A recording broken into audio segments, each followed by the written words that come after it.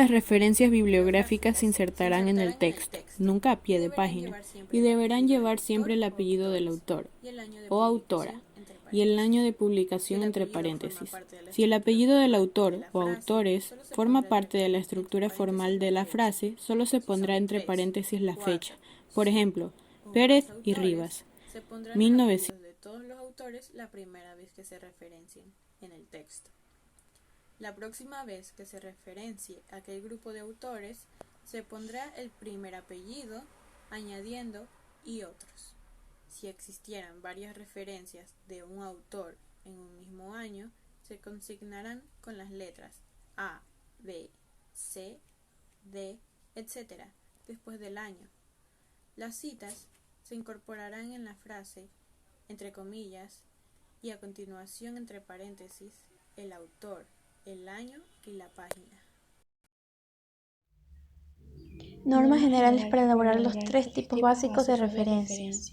A. Libros. En libros tiene que ir autor, el apellido, solo la primera letra en mayúscula, coma, inicial de nombre y punto. En caso de varios autores, se separan con coma y antes el último con una Y.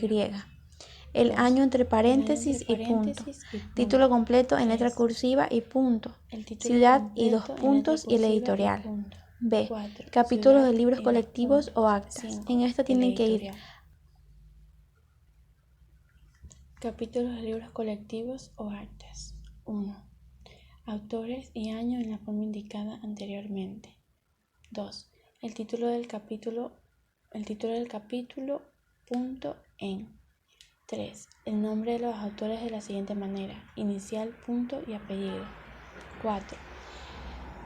Entre paréntesis va editores, directores o compositores en abreviatura.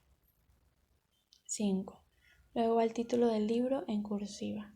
6. Las páginas que ocupa el capítulo entre paréntesis. Punto. 7. Ciudad, 2 puntos y por último el editorial. Las citas en el texto son formas de referencia breve entre paréntesis dentro de un párrafo o añadida como nota a pie de página, al final de un capítulo o del documento, según indique el estilo bibliográfico empleado.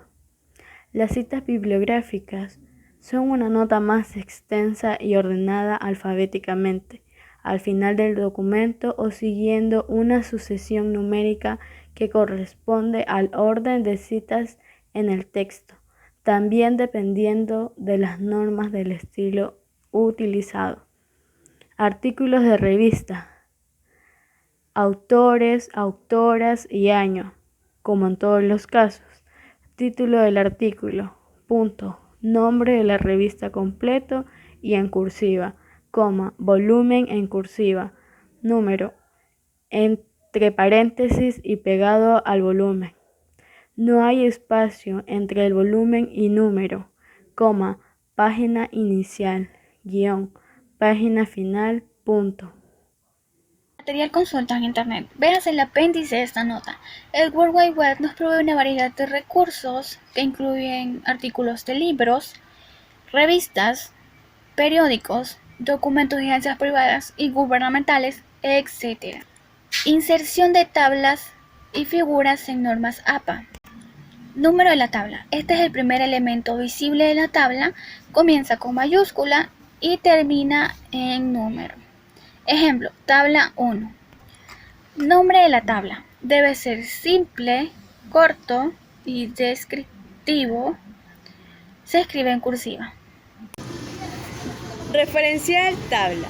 Si la tabla se tomó de otra publicación, en la nota de tabla se debe agregar el autor original.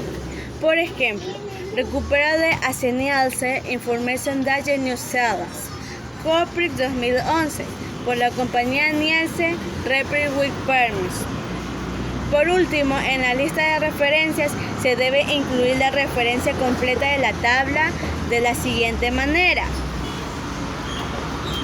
En la figura es lo primero que debe visualizarse.